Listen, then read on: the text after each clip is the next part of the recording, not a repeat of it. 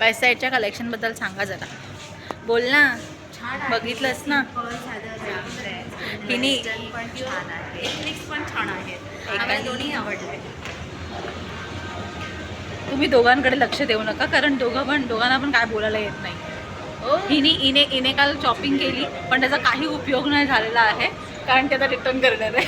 तिने तरी शॉपिंग करून रिटर्न करते. तिने काय घेतलंय केलं बाया मी रिटर्न करताना ते जे टॅक्सेस आहेत ना ते रिवर्स नाही होणार आहे. ठीक आहे, तर मग मला टॅक्स किती लागणार, 460 आहे समथिंग काहीतरी टॅक्स.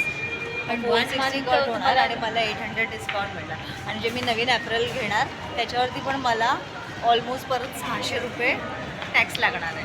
मग काय पॉईंट आहे माझा रिटर्न करण्याचा. बट सिरियसली तुला जे टॅक्सेस रिटर्न नाही होणार आहे? ते त्याच्यामध्ये लिहिलं आहे बिलमध्ये की टॅक्सेस विल नॉट बी रिव्हर्स्ड.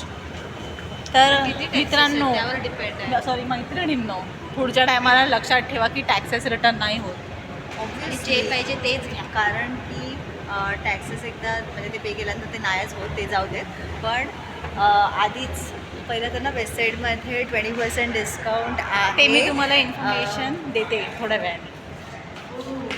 मी सांगते ना, आता सांगते ती सांगतो ते. हां बोल. On birthdays and anniversary month. हां, पण त्याच्यासाठी तुम्हाला मेंबरशिप घ्यावी लागेल आणि मेंबरशिप घेतल्यानंतर 2 दिवसानंतर ते ॲप्लिकेबल होणार आहे, हे लक्षात ठेवा. गद्यासारखं जाऊ नका मी सांगितलं म्हणून. बाजूला जुडिओ आहे तिकडे या.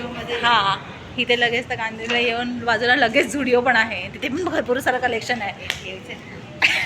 खूप सारं काय काय मिळेल तुम्हाला कमी प्राईसमध्ये. असं तुम्हाला वाटतं फक्त. सस्ता कपडा कम